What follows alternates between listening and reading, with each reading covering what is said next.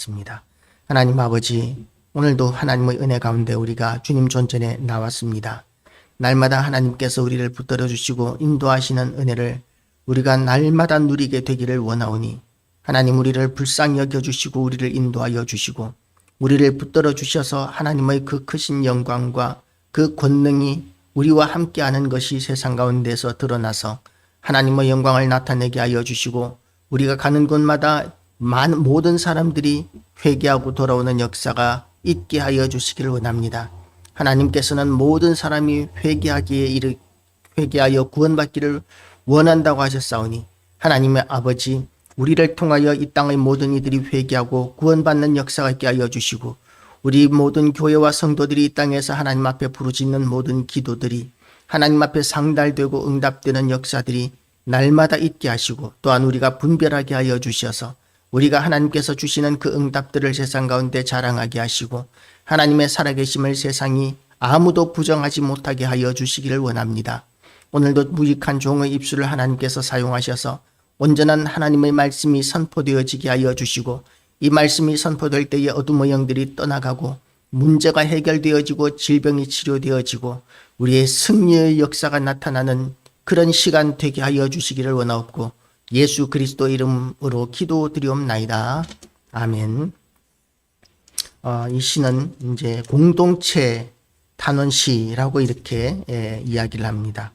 공동체 탄원시, 아삽의 시인데 이스라엘이 이제 유다가 이제 멸망하고 바벨론의 포로로 끌려가고 있는 비참한 상황 가운데서 기록한 시 또는 그 비참한 상황을 기억하면서 기록한 시라고 이렇게 생각이 되어집니다. 그런데 그 상황은 그야말로 하나님의 백성이라고 생각하는 유다인들이 그야말로 이 이상은 안 된다라고 생각한 마지노선, 그것까지도 뛰어넘는 모든 비극적인 일들이 일어나고 있는 상황입니다. 하나님이 살아계시다면 절대로 유다를 하나님께서 망하기는 하지 않으시리라. 하나님께서 절대로 성전이 있는 예루살렘만큼은 지켜주시리라. 그렇게 생각을 했었는데 그런데 유다가 완전히 바벨론에 의해서 짓밟히고 예루살렘도 폐허가 되고 성전도 불타버리고 그리고 또한 대제사장 그야말로 1년에 한 번씩 대제사장조차도 1년에 한 번씩밖에 들어가지 못하는 그 거룩한 성전 지성소까지 바벨론 병사들이 군화발에 그야말로 짓밟히고 더럽혀지고 약탈당하는 이런 일들까지 생겨나게 되었습니다. 이런 지경에까지 이르게 되면 어떤 마음들을 가질 수 있느냐 하면 역시 하나님은 안 계셨나 보다. 하나님을 믿는다는 것은 헛된 일이었나 보다. 이렇게 생각할 수도 있습니다. 그런데 이 시인은 하나님께서 살아계시다면 절대로 여기까지는 용납 안 하실 것이라고 생각하는 모든 일들이 나타나고 있는 이런 상황을 보면서 하나님 앞에 탄원하고 있습니다. 그런데 그 탄원하는 것이 있는 사실을 그대로 하나님 앞에 아뢰는 방법으로 일단 이렇게 시작이 되고 있는 것이죠. 하나님이여, 이방 나라들이 주의 기업의 땅에 들어와서 주의 성전을 더럽히고 예루살렘이 돌무더기가 되게 하였나이다. 이렇게 하나님의 지성소까지 이렇게 짓밟히고 폐허가 되게 하고 있다고 하나님 앞에 부르짖습니다. 그 이스라엘의 그 비극적인 상황은 계속되고 있습니다. 그들이 주의 종들의 시체를 공중의 새에게 밥으로 주의 성도들의 육체를 땅의 짐승에게 주며 그들의 피를 예루살렘 사방에 물같이 흘렸으나 그들을 매장하는 자가 없었나이다. 너무나 비참한 죽음에 끝나는 거지 않습니까? 더 이상 원수 갚는 것도 필요가 없고 회복되는 것도 필요 없는 것이 죽음입니다.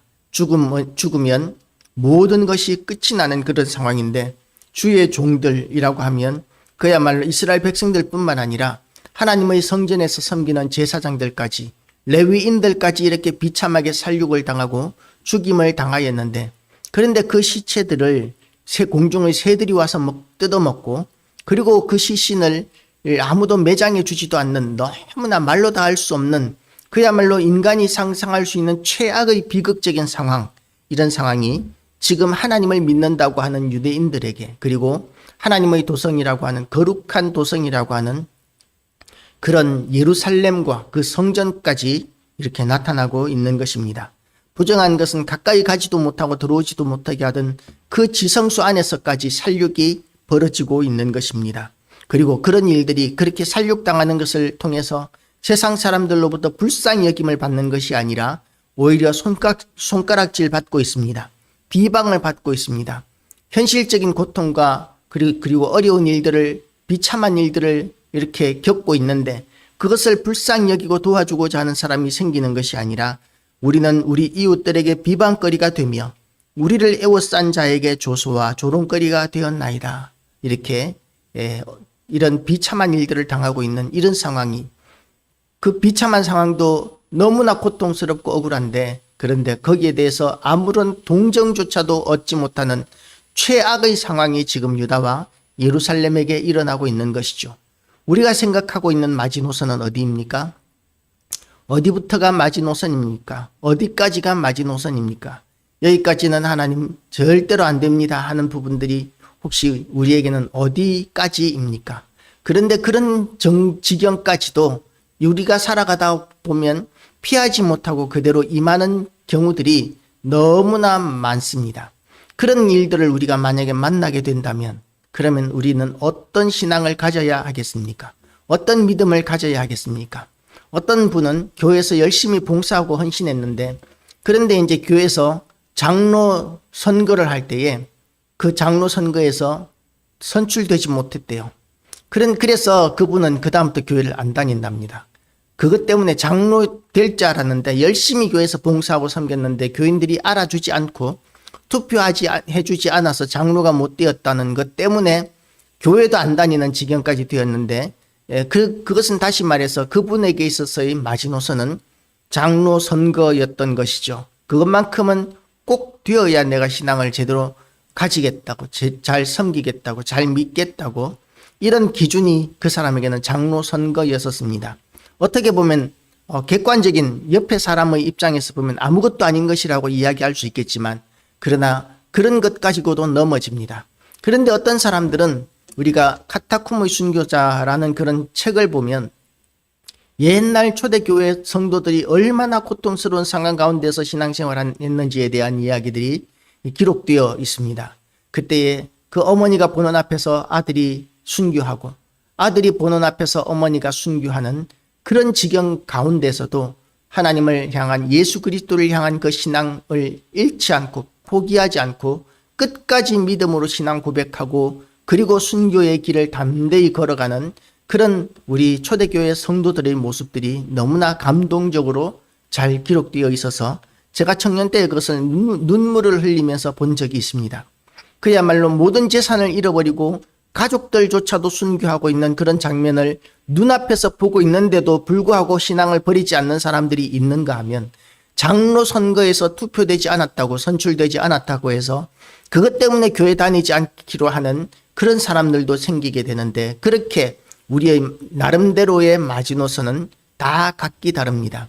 그런데 이런 비참한 상황, 극한의 상황, 최악의 가장 비참한 상황 가운데 이르렀을 때에도 이 시인은 하나님 앞에 부르짖습니다. 그냥 그대로 받아들이는 것도 아닙니다. 물론 그냥 그대로 받아들이면서 우리가 지난번에 이야기했듯이 하나님은 언제나 오르십니다 라고 이렇게 넘어갈 수도 있습니다. 그것도 귀한 신앙입니다. 그런데 거의 대부분의 성도들은 그렇게 그럼에도 불구하고 하나님이 오르십니다 라고 이야기하기에는 너무나 연약한 모습들이 사실은 우리의 솔직한 모습인 경우들이 거의 대부분인 것이죠. 그래서 우리는 어떻게 해야 합니까? 이 시인은 이렇게 이야기하고 있습니다. 여호와여, 어느 때까지니까? 영원히 노하시리까? 주의 진노가 불붙듯 하시리까? 지금 이 모든 시련과 고난이 하나님의 진노, 분노하심 때문이다라는 것을 이 시인은 감찰하고 있습니다. 꿰뚫고 있습니다. 이스라엘의 모든 범죄, 하나님 앞에서 끝까지 불순종하고 또한 우상 숭배하고 죄 가운데 살고 하던 이런 모든 것들이 사실은 이스라엘 가운데 있어 왔었습니다. 그런 모든 일들에 대해서 이 시인은 하나님 앞에 그대로 인정을 합니다. 그리고 또한 그것이 언제까지니까 라고 이렇게 하나님 앞에 이제는 그만 멈추어 주시기를 간절히 간구하고 있는 것이죠. 그리고 또한 이 시인은 이렇게 고백합니다. 주를 알지 아니하는 민족들과 주의 이름을 부르지 아니하는 나라들에게 주의 노를 쏟으소서. 지금 유다가 짓밟히고 있는 이런 상황이 사실은 유다보다도 훨씬 더 악한 자들에 의해서 일어나고 있다는 것을 하나님 앞에 고자질하고 있는 것이죠. 아뢰고 있는 것입니다. 우리가 이 땅을 살아가면서도 이거는 공평하지 않아라고 이렇게 생각할 수밖에 없는 일들을 우리는 굉장히 많이 봅니다. 우리가 이렇게 이 보도를 보든지 언론을 보든지 간에 많은 사람들이 이야기하고 있는 이건 내로남불 아니냐라고 이렇게 주장하는 일들, 그런 일들이 우리는 세상 가운데서 너무나 많다는 것을 인정하지 않을 수 없습니다. 그렇게 세상은 너무나 많이 지금 이 시대뿐만 아니라 모든 시대에 있어서 왜 이렇게 불공평합니까? 라고 이야기할 수밖에 없는 일들이 너무나 많은 것이 세상 일인 것이죠. 그런 너무나 불공평한 세상 가운데서 시인은 하나님 앞에 부르짖고 있는 것입니다. 언제까지입니까? 주를 알지 아니하는 민족들과 주의 이름을 부르지 아니하는 나라들에게 주의 노를 쏟으소서. 순서로 이야기하자면 악한 자들에게 하나님께서 먼저 진노하시고 악한 자들을 하나님께서 먼저 심판하셔야 되는 거 아닙니까? 그게 공평하지 않습니까? 라고 이렇게 하나님 앞에 부르짖고 있는 것이죠. 우리가 생각하기에는 그것이 합당해 보입니다. 그런데 하나님께서는 하나님의 기준이 있고 순서가 있는 것이죠. 하나님께서 하시는 일을 우리가 토를 달 수 없고 관여할 수가 없습니다. 하나님께서 결정 내리시는 일이 언제나 항상 옳으십니다 라고 고백하는 것이 제대로 된 우리 성도들의 신앙 고백인 것이죠. 그렇게 시인은 하나님 앞에 이렇게 고백하고 있는 것입니다. 그리고 그 사실, 이 비참한 상황들을 하나님 앞에 구체적으로 더 자세히 고백하고 있습니다. 그들이 야곱을 삼키고 그의 거처를 황폐하게 함이니이다. 우리 조상들의 죄악을 기억하지 마시고 주의 긍휼로 우리를 속히 영접하소서. 우리가 매우 가련하게 되었나이다. 하나님 앞에 부르짖는 것 말고는 지금 유다가 할 수 있는 일들이 아무것도 없습니다. 하나님, 조상들의 죄, 물론 조상들의 죄만 있으면 할 말이 있겠지만, 그러나 사실은 온 유다가 다 조상 대대로 현재까지도 하나님을 거역하고 불순종하며 살고 있는 것이 유다의 현실이고 또한 우리의 현실이기 때문에 유다보다도 더 비참한 일을 만난다 할지라도 우리에게는 변명의 여지가 없습니다. 그러나 그런 하나님 앞에 변명의 여지가 없음에도 불구하고 우리 구원의 소망은 우리 힘에 있는 것이 아니라, 우리 배경이나 우리의 가진 것에 있는 것이 아니라 우리 하나님께만 구원의 소망이 있기 때문에 하나님 앞에 언제나 우리는 불쌍히 여겨달라고 그렇게 기도할 수밖에 없는 것이죠. 어떤 목사님이 하나님 앞에 기도할 때에 그렇게 기도할 수 없는 그런 제목들을 하나님 앞에 기도할 때, 또한 기도가 나오지 않을 때 하나님 앞에 부르짖는 기도 제목이 뭐냐면, 하나님 불쌍히 여겨 주시옵소서. 그 한마디만 밤새도록 한답니다. 용서할 수 없는 사람들을 만나게 되었을 때에 그 용서할 수 없는 일들과 그 사람에게 대하여 하나님 앞에 하나님 원수 갚아 주십시오라고 이렇게 기도할 수가 없어서, 목사기 때문에 기도할 수가 없어서 하나님 앞에 기도할 수 있는 유일한 방법이 하나님 불쌍히 여겨 주시옵소서. 그 인간을 불쌍히 여기실 것이 아니라 저를 불쌍히 여겨 주시옵소서 하는 그런 의미가 물론 담겨 있겠지만, 어쨌든 주어 빼고 하나님 앞에 불쌍히 여겨 주시옵소서. 다른 사람들이 들으면 또 안 되지 않습니까? 그러니까 불쌍히 여겨 주시옵소서. 나를 불쌍히 여겨 달라는 것인지, 다른 나의 그 원수 같은 그 인간을 불쌍히 여겨 달라는 것인지, 하여튼 불쌍히 여겨 달라는 그런 기도를 한다고 합니다. 우리가 하나님 앞에 나아갔을 때에 우리의 모든 어려운 형편들과 억울한 일들 가운데서 우리가 하나님 앞에 대놓고 큰 소리로 기도할 수 있는 기도 제목이 불쌍히 여겨 주시옵소서라고 이렇게 기도하는 것이죠. 가장 귀한 기도입니다. 이 시인은 이렇게 기도하고 있는 것이죠. 우리가 매우 가련하게 되었나이다. 주여 우리를 불쌍히 여겨 주시옵소서라는 그런 기도를 지금 하고 있다는 의미인 것입니다.